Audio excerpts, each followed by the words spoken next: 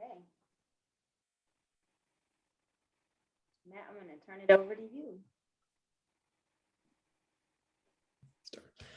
All right, hi everyone. My name is Matt Streaker, and I'm the Chief Executive Officer at United Friends of the Children. And I wanted to welcome you all to our webinar today.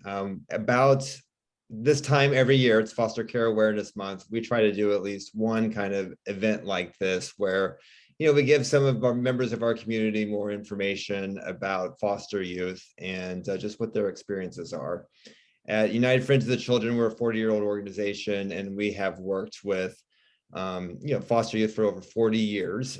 We do two primary programs. We work with them to help them graduate from high school and go to college. They can come to UFC when they're 12 years old and stay with us all the way until they finish college. And then we have a housing program for kids who have transitioned out of the child welfare system, been homeless, and need a place to live. And they can live in one of our 107 beds across 11 sites in the county, for up to 3 years. And, our goal is to make sure that they're never homeless again and have a way to, support themselves in terms of job and, a career. For those of you who don't know, Los Angeles has the biggest child welfare agency in the country. We have more kids in the system than anywhere else. So this is a really important issue for our community. And, we find that to really understand what's going on with our kids, that it's best to hear from them because they can really describe the experience in a way that we can't. And I hope that by hearing today, they're going to talk a little bit about what it's like to, try to graduate and, matriculate to college, figure out where to go to college, figure out how to get into college, how to pay for college when you don't have a family support system to help you. And I hope you kind of learn something about what the experiences are of some of your neighbors here in California. And if you want to get more involved, of course, we'd love to have you, support organizations like United Friends or some of our sister agencies across the county.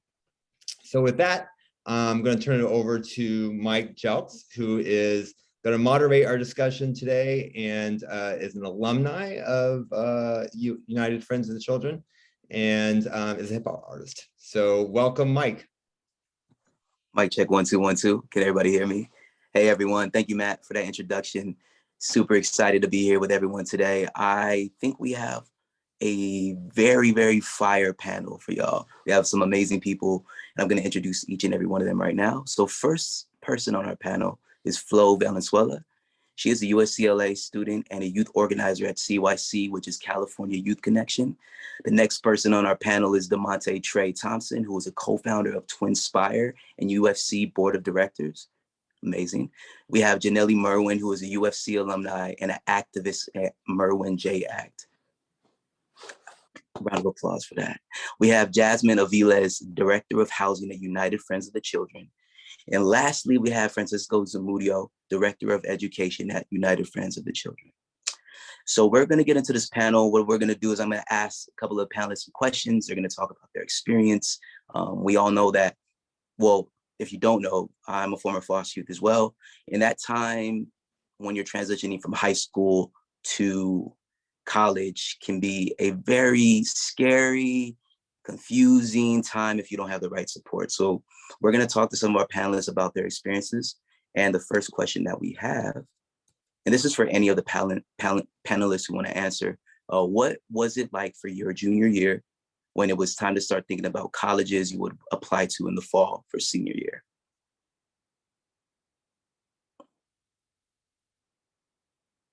Any of our panelists can jump right in. I guess I'll start. And excuse my old finance headset looking thing. Brought it back to the ages with this one. No AirPods over here. In my junior year, I had just determined that, I was on my path to go to college, but I didn't know all the ins and outs of what it would take to get there, how I would make it, how much it would cost. And I was also at the stage where I had to make up a few classes. So I'm not sure if any of you know of I believe it's the continuation school, Maxine Waters over there on Central. close to like 103rd, I believe. So I had to go from high school to working at McDonald's to taking night classes at Maxine Waters in order to finish up all of my, to finish up everything with my high school degree in order for me to go to college. So that meant making up a D in English. As you can see, I went in the direction of math and finance. but it wasn't easy, but it was people around me, surrounding me, especially United Friends of the Children, where they began to become a part of the conversation for me. And I felt more and more comfortable reaching out to them to say, I don't know. Like I don't know what's next. I don't know what to do. And them walking me down the path of saying, let's put a plan together. We're going to make sure you go to college. You're going to have options and you're going to get this scholarship. So let's not lose out on this opportunity. And for me, that was pushing me in the right direction. And I'll let some of the other participants share about their experience. But for me personally, that was my thought process. It was a lot going on in my head at the time as well. Wow. Thank you for sharing, Trey. Any other panelists that want to tackle that question? I could hop in. So I think for me, junior year was definitely the busiest and the hardest year of high school. But I think it was also my strongest just because I knew like academically they'll look at your junior year more than your senior year. And so I wouldn't have known that if like UFC didn't give me kind of like that heads up, like this is a year that really get to show what you're going to be or what kind of student you are. So I was really taking on AP classes. I was able to join a sport. So it really looked good on my transcripts and like my extracurriculars. And I think that was also the year that I started to really visit college campuses. So at UFC, we had this really cool college road trip where it was like we went to all these like San Diego State. We went down south a little bit, and it really was my first time even knowing like there's colleges down there and like that I could potentially be going to UCSD. We're like right off the beach. And so it was a really cool experience and just like bonding with other students. I think that was like a really great opportunity. But overall, I think I also got really involved with kind of our monthly meetings, just so that I could stay on track of like every meeting was like we're prepping and like, okay, we need to keep doing this, or like, okay, what is it gonna look like when you start applying? And so overall, I just got really involved with UFC more in my junior year, just to stay on track for when the applications are coming up in the fall of senior year. Fire. Awesome. Thank you, Flo. Any other panelists? And actually, that's a good segue into our next question. But if any other panelists want to tackle that question before we do. Okay. The next question is, Flo, you already kind of answered it, which was, did you do any college visits during this time? So Flo said that, she went ahead and did some. Anybody else want to tackle that question? Did you do any college visits during your junior year or senior year? Okay, so this is a question while we're in high school. So, because I also visited campuses when I was in community college, but for myself, I was set on one college because my educational liaison said, hey, this is the nearest college to your foster home. And I'm like, great, this is where I'm going to go, which was Cerritos College. And she really went out of her way to take me to the campus and really walk me through the different departments that were there. And I felt very supported by her. Her name is Barbara Martinez. I definitely need to put a shout out to her because she's been very vital to my success. She took me to get my first ID where I felt official and a sense of accomplishment that I made it to college because of my background of being a teen mom in foster care. That was such a huge deal to me. And really just taking the time to let me know what resources are available to me as a current foster youth at the time, which I was connected to the LINK program, which is a foster youth program there at their campus, and really still trying to find my footing in there. And then I was introduced to UFC kind of in the transition from community college to the four-year university. I think I was introduced to them with the College Within Reach event, which is always like one of my favorite events that UFC hosts at USC, where, you know, they invite so many foster youth to this a day full of fun of activities and education around what types of supports are there available to youth in the system in higher education. And that's when I started learning about like the scholarship opportunity and the mentorship support, which eventually I did get from Linda Ramos, who was amazing to me. She was such a blessing in my transition to Cal State Fullerton, which is where I pursued my bachelor's in, and felt really grateful for that. So that's how I was introduced to a lot of college support. And I just want to add one more thing. Another huge thing too that I would advise anybody to do is also visit the Transfer Center. The Transfer Center also helped me get introduced to so many campuses and was able to connect with different representatives. And that's what helped me made my decision into the four-year university I went to. Awesome. Awesome. Thank you for sharing, Janelli. Anyone else? Yeah, I would definitely love to jump in. Just like Janelli highlighted, it was definitely quite an experience in high school. I feel that I was met with a lot of fear of what success looked like. And so I was very quiet. I had academic advisors who were essentially making decisions for me. I did get accepted to universities, but I was greatly afraid. I had no one that went before me to kind of model what that would look like. And so I opted to attend junior college, which definitely worked for me. And that's how I was really introduced to UFC as well. And so with that experience, I definitely had an opportunity to go on college tours. And it just made the transition more fitting and just convenient for myself, and allowed me an opportunity to kind of brainstorm. Janelli mentioned Linda Romas, and so I remember her as well, and she was definitely a great support in kind of unveiling what it is that I wanted to do. I had no idea that my career would be in social services, but that was really the beginning. And so really grateful for those earlier brainstorming points, and really allowing me, UFC really allowed me to have a voice in what my interest and goals and ultimate career would be. Wow, awesome. It sounds like United Friends really was intricate in this process for a lot of us, and having that the navigation, so to say. So thank you, Jasmine, for sharing. We're gonna go on to the next question. This is for any panelists as well. Did you have the support of your caregivers? I think I'll start with that question. My foster parent was my great uncle by marriage, and he was in his late 60s when he took us in. By the time we got to the college conversation, he was in his mid to, actually he was in his late 70s. He was in his late 70s. So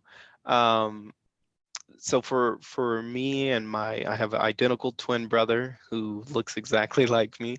For us, it was different.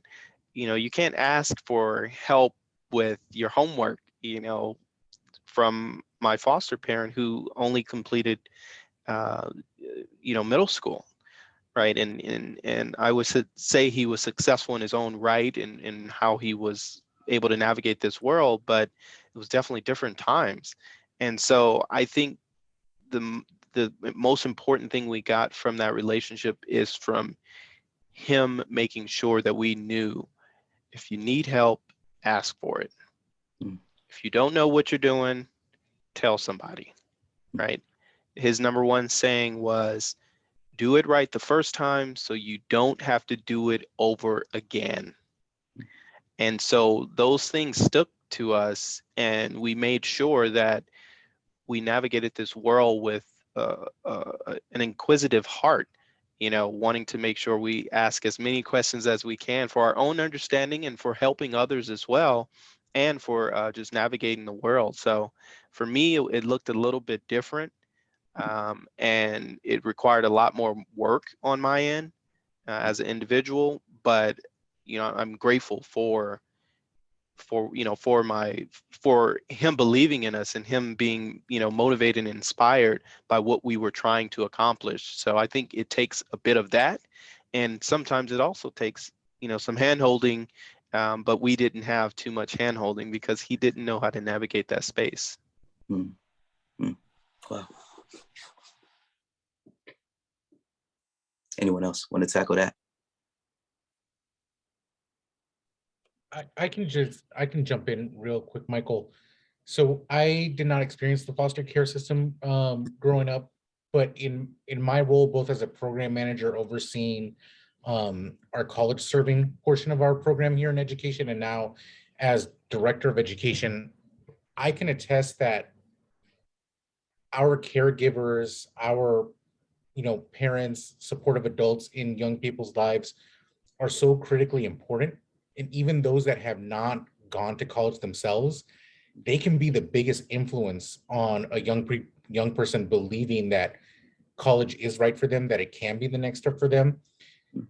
And honestly, that's where organizations like ourselves and college foster youth serving college campus organizations, high schools can play a role to give them the language to talk about why college is so important, right? Because again, they know that it's important instinctively. They want their young people to go to college, but maybe they just don't know how to articulate it. And so empowering them by just giving them the kind of the language and the skills to talk about why their young person should apply and why they should aspire to higher education is critically important, and one of the small things that we can do to support young people being college ready and also just thinking about their future that way. Yeah. Well said. And Janelle said, well said. And I completely agree. I feel like for a lot of us, the support is verbal support, which is go to college, achieve great things, go and be great.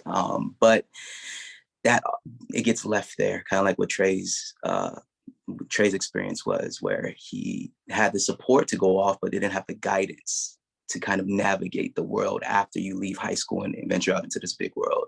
So I completely agree, that's super important, giving our caregivers a language and a draft of a map, some sort, to kind of help former foster youth or foster youth in those situations grow and experience and navigate the college life. We'll move on to the next question. This next question is for Janelle. And can you share a little bit about your experience as a mom nearing high school, graduation, and planning for college? What was going through your mind at that time? Yeah, I'm happy to share. So nearing graduation, I was around 17 years old with a 2.5-year-old in foster care. And around that time, like getting close to graduation, I felt a sense of accomplishment as well, because coming from my background, like I was a high school dropout, and around the time that I was pregnant and before I had entered the system, and just didn't really have like people in my life talking to me about education. But I knew when I became a parent that I needed to go back to school, because I knew that was an outlet out of poverty. And also I knew it was going to provide myself and my son infinite possibilities and opportunities. So when I graduated, I was on an all-time high. I graduated in Celebration 1 at Walt Disney Concert Hall, which, they gather all the LA County foster youth to come and celebrate together. And I feel like it's such a collective, like, empowering thing to go through, because my experiences as a former foster youth, or when I was in the system, I always knew, like, just with my status in itself was just so unique. And I didn't know any other kind of teen mom in foster care that was going through the things I was going through. And to be the first in my family to graduate, it was a really big deal. I was excited, but nervous too, to go on to college. But I knew that was a must for me. So that was some of what I was feeling at the time. Wow. Thank you for sharing. I mean, I can only imagine, being a former foster youth and trying to navigate through that space is already can be confusing, nervous, and scary enough. But going through that as a mom, I give you props. Hats off to you, Janelle. the next question is for any panelists again. We want to know who supported you with college application process and fast flow.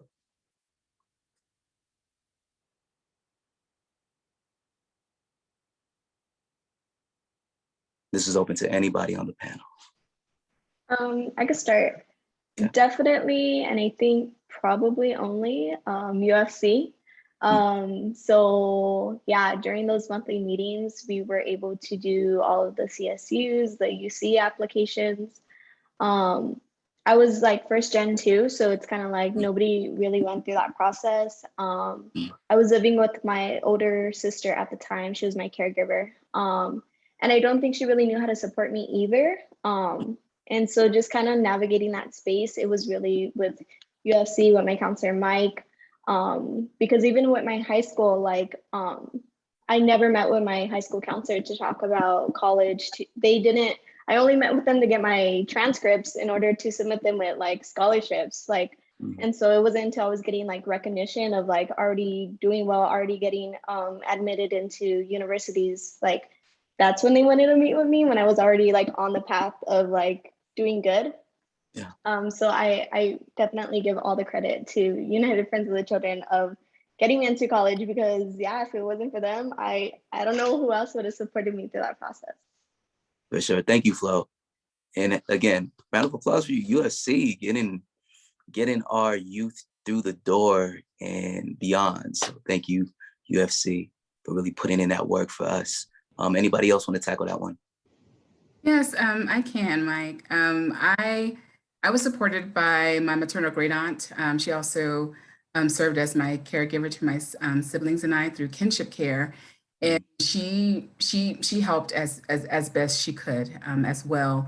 It was also my social worker that provided much support, but I can say when I transitioned into partnering with UFC, it made the process easier.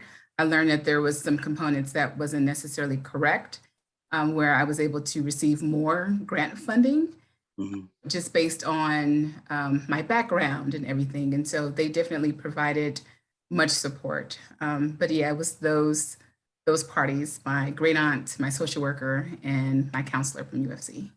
Well, that's awesome. Awesome, Jasmine. I had a similar experience too. There was a friend of mine that she gave me my second job at, I want to say, what was that, Cerritos College? I was working in the financial aid office, and I got to, experience the whole financial aid process. And she really helped me to, one, understand the college application process, financial aid. And in turn, I was able to help out a lot of other people who were going through that too. So I had like a big sister sort of to kind of walk me through that. So that was super fire. And for me, even getting to that point of like, when I was in my senior year, I remember I was like super scared of the world. My foster parents I felt a lot of pressure from them because I was like doing good in school. I had all these, unique accolades, and they're like, "Oh, you're gonna be great. You're gonna do this. Just go." It was a push to go without any, I guess, sense of like, again, map or navigation or roadmap. So this next question, to segue my experience into the next question, is for any panelists again. What was your senior like year for you? As you were preparing to graduate and emancipate at the same time, what was going through your mind?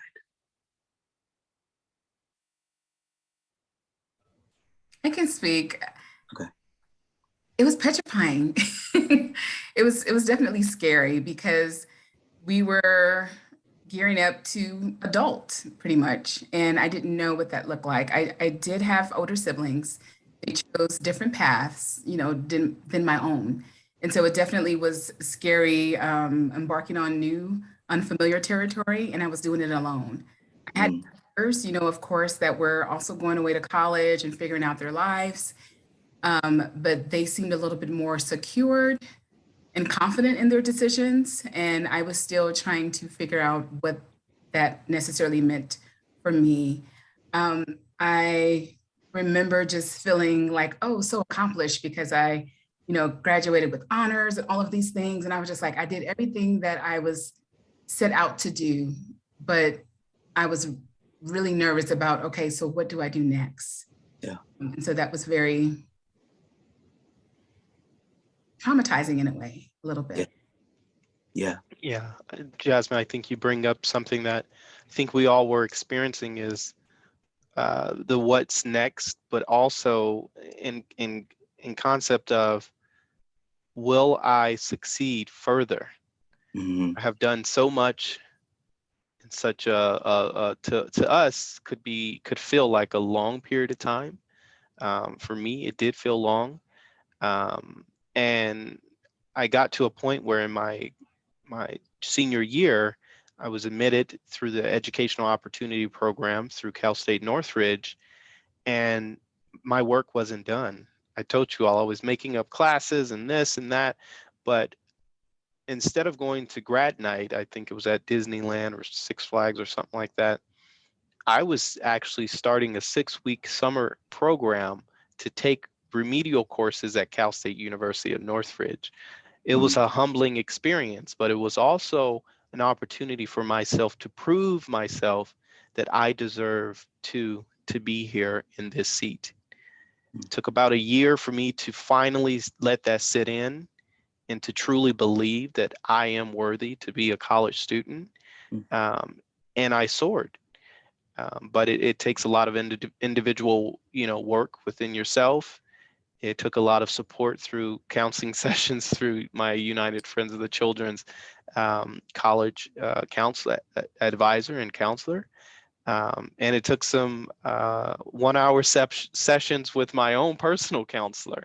And so it took a village, is what I'm here to say. And you're not just going to be, it's the time it takes to go from one thing to the next. You want to reflect, but you also want to make sure that you are prepared and you're ready to accomplish what you are set to accomplish. And I felt like I was able to be in that situation. I'm grateful for that. But till this day, I still always feel a sense of urgency, a sense of rush, a sense of I need a break.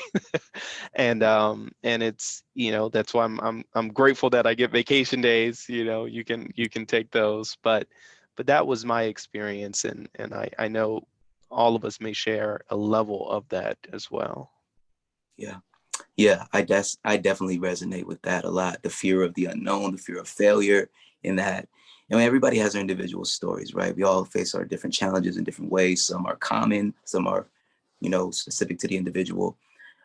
Frankie, I want to ask you, what are some of the most common challenges you see with your 11th graders, seniors, and college freshmen? My goodness. Okay. So I actually want to start by addressing something that Florencia had mentioned, where she gave us credit. The credit is hers. She's the one that put in all the time and the energy and the work to get where she is, right? All we did was provide opportunities, and we provide opportunities, and then she took the ball and she ran with it, right? So Flo knows that. Flo knows this. I'm incredibly proud of her and in awe of everything that she does and all that good stuff. So I just wanted to put that out there. But in answer to your question, Mike, there's a number of different challenges, or, depending on if you want to put rose-colored glasses on, opportunities.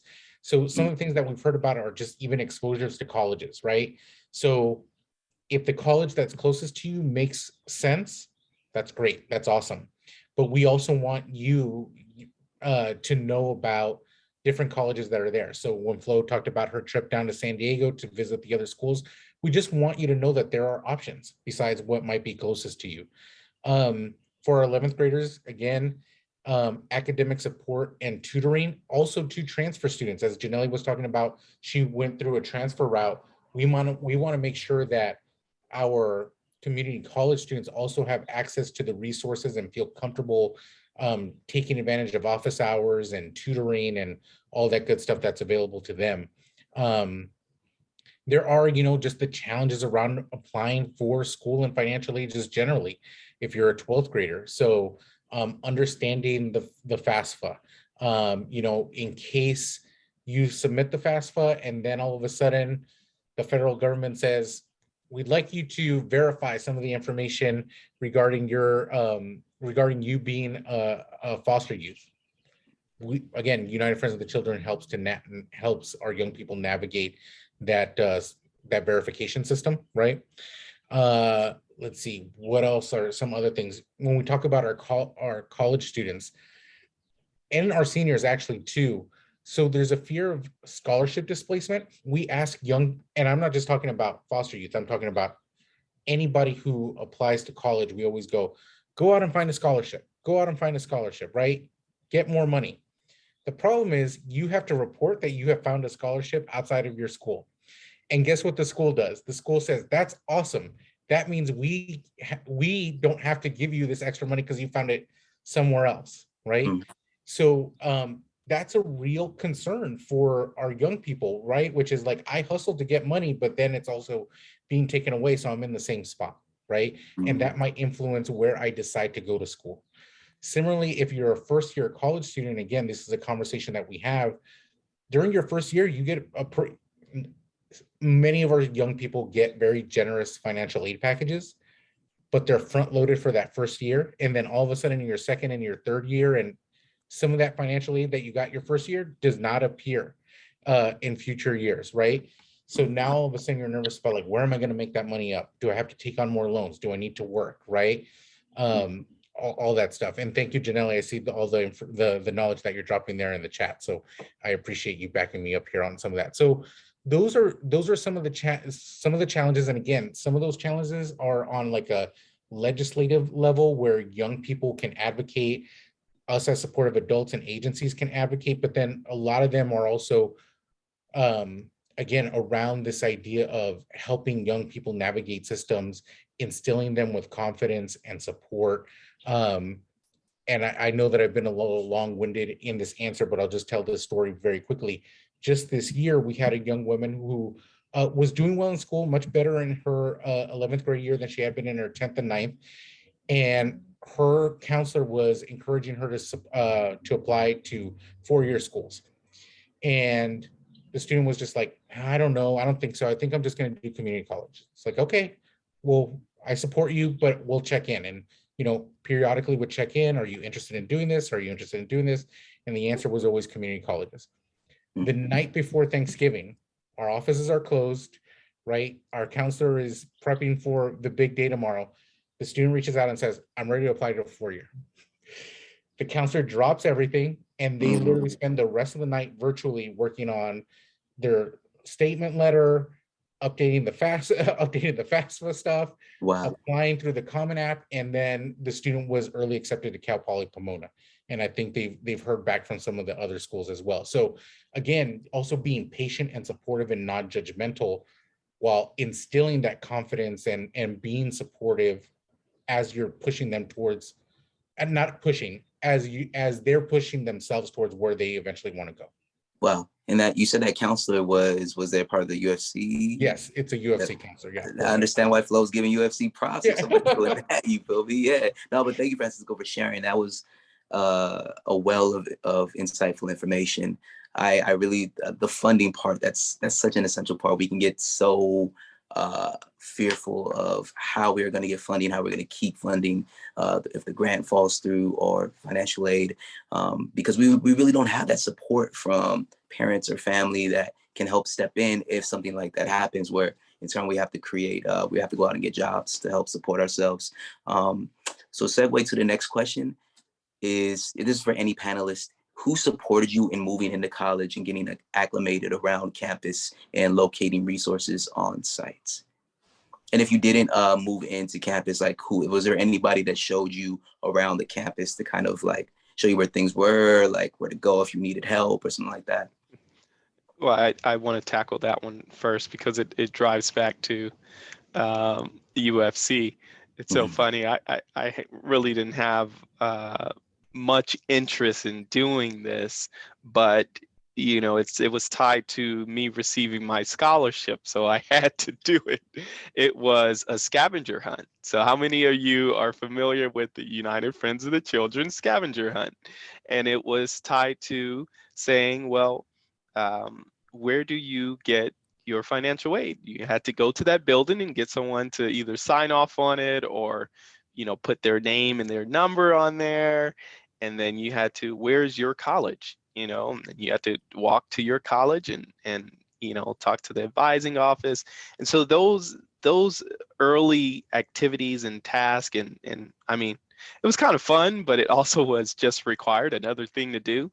But I can sit here and tell you, because of that, because of that requirement, it made me understand exactly where I needed to be focusing a lot of my attention on.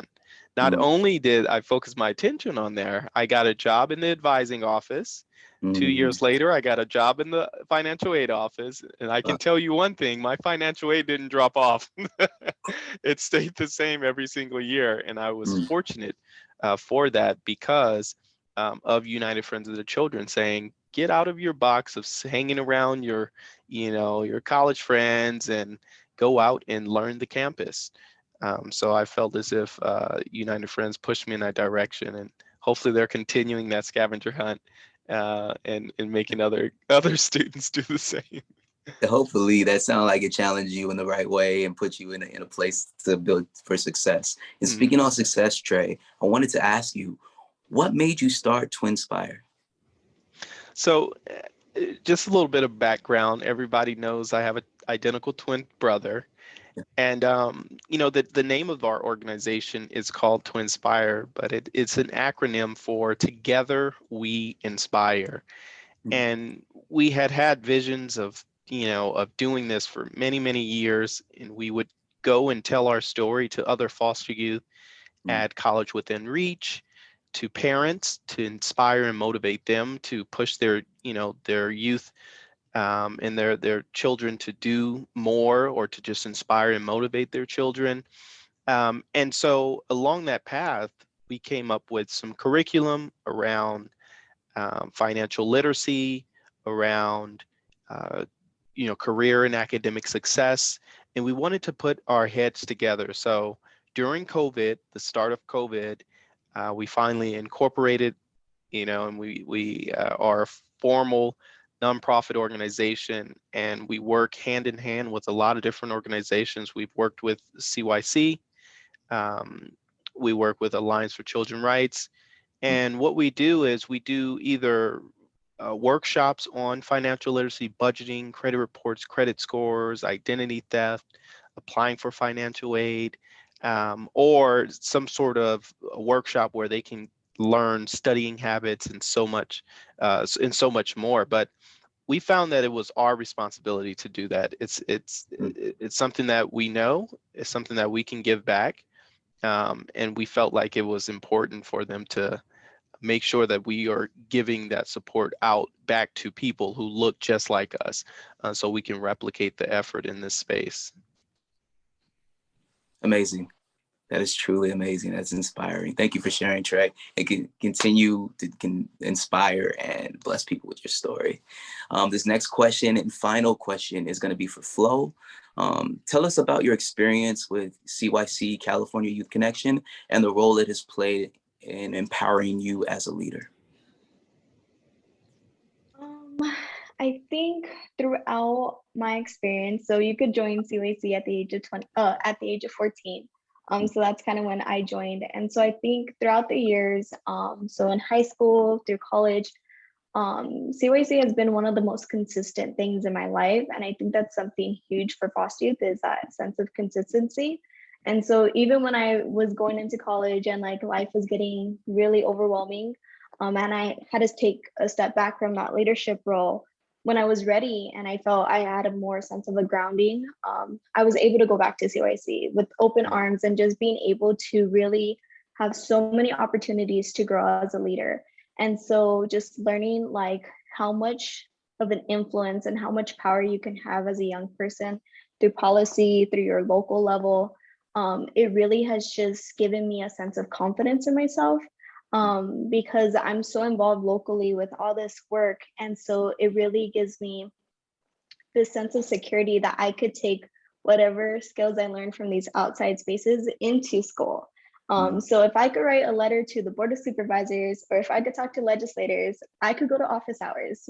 Like, they're seen as less intimidating, because I've already gained the skill. I'm supported into becoming a bigger leader and just really seeing my full potential. And I really don't think I would have gained all of that confidence, all of that knowledge, if it wasn't for CYC. But overall, they've just been consistent and they've really just allowed me to grow into a leader that I've always been, but they just helped me see that I actually be able to see it. So Yeah, yeah. wow. That was really empowering to hear. It seems like the common thread for a lot of the entities and programs has been consistency and then being consistent with our youth. So that's super, super fire. Thank you, Flo, for sharing.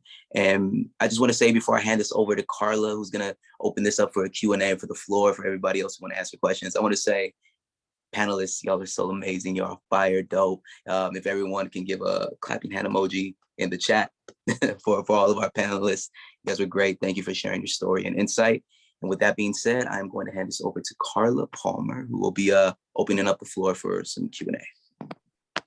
Oh, wow. This really blessed me. This is amazing. Thank you so much, Mike. You were such a great moderator. All the panelists did such a great job. I want to open the floor for a couple questions. We only have about 3 or 4 minutes. And so I wanted to give an opportunity for at least 1 or 2 questions. You can put them in the Q&A box or in the chat, and hopefully I can catch that. In the meantime, I'd like to ask a question, and anyone can answer this question.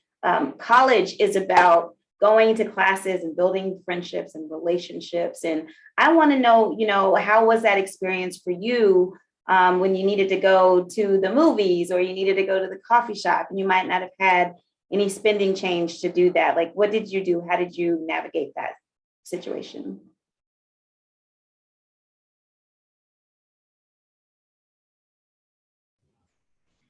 Well, I'll start on that one. But for me, I felt as if I did have some spending change because like I mentioned, I worked on campus in a work studies job. So I think it's important to balance. And that's why I enjoyed working on campus, was because it was balancing my college schedule rather than making my college schedule secondary. It made that first as my primary.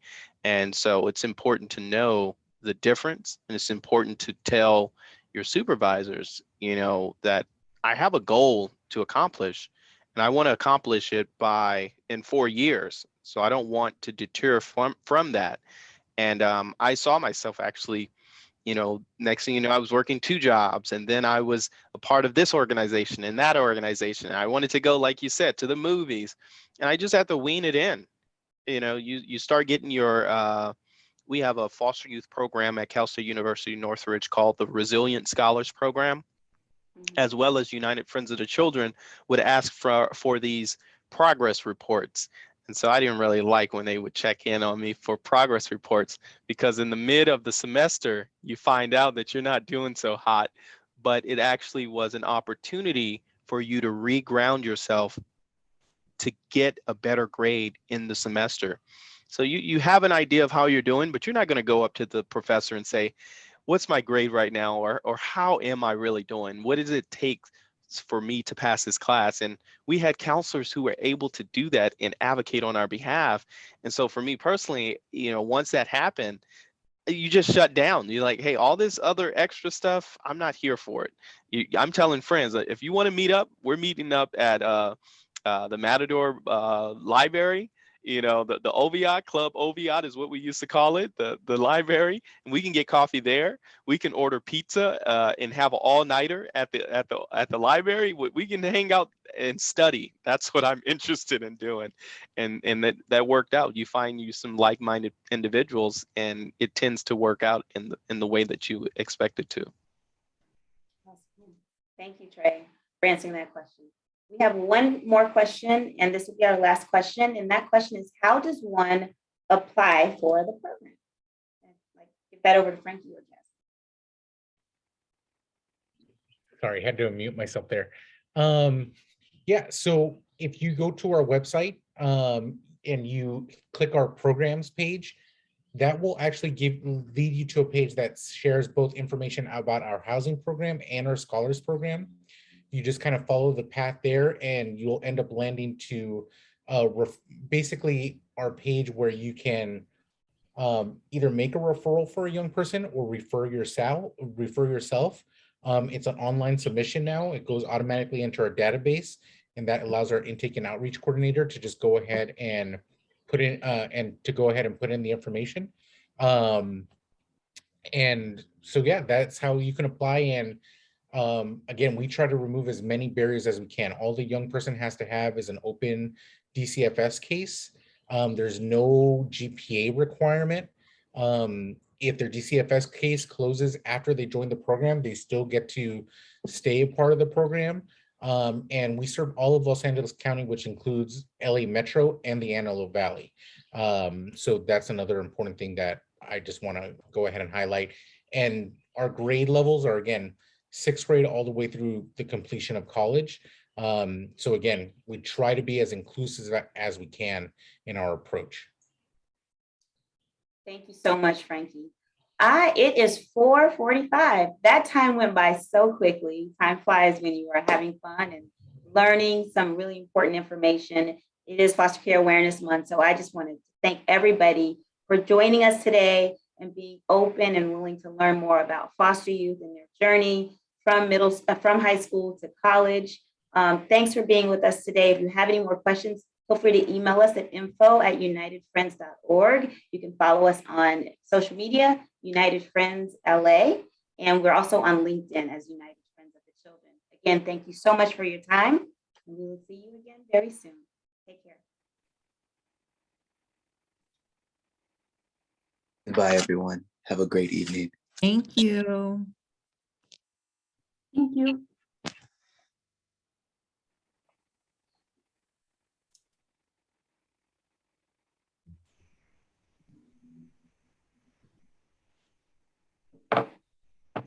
Bye-bye.